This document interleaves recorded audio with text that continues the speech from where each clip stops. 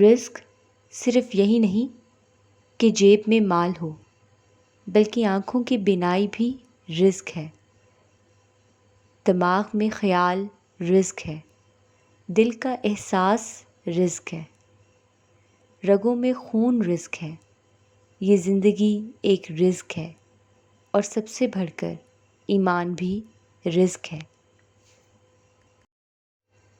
جب عزت اور ذلت اللہ کی طرف سے ہے، رنج و راحت اللہ کی طرف سے ہے، دولت اور غریبی اللہ کی طرف سے، زندگی اور موت اللہ کی طرف سے، تو ہمارے پاس تسلیم کے علاوہ کیا رہ جاتا ہے؟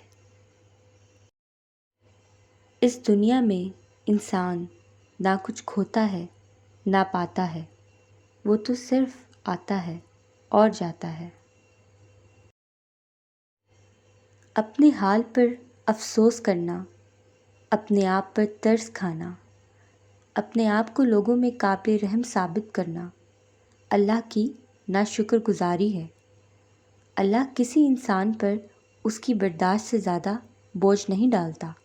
بیمار اور لاغر روحیں ہمیشہ گلہ کرتی ہیں، صحت مند ارواح شکر۔ زندگی پر تنقید خالق پر تنقید ہے، اور یہ تنقید ایمان سے محروم کر دیتی ہے۔ ہماری آنکھوں کے سامنے عجائبات ہیں، لیکن ہم دیکھتے نہیں۔ ایک معمولی سی بے عقل بے شعور گائے کتنا بڑا کرشمہ ہے، فطرت کا عجوبہ، گھاس سے دودھ بنانے والا حیرت انگیز کارنامہ، ہم کیوں نہیں دیکھتے؟ جو لوگ اللہ کی تلاش میں نکلتے ہیں وہ انسان تک ہی پہنچتے ہیں۔ اللہ والے انسان ہی تو ہوتے ہیں۔ نعمت کا شکر یہ ہے کہ اسے ان کی خدمت میں صرف کیا جائے جن کے پاس وہ نعمت نہیں۔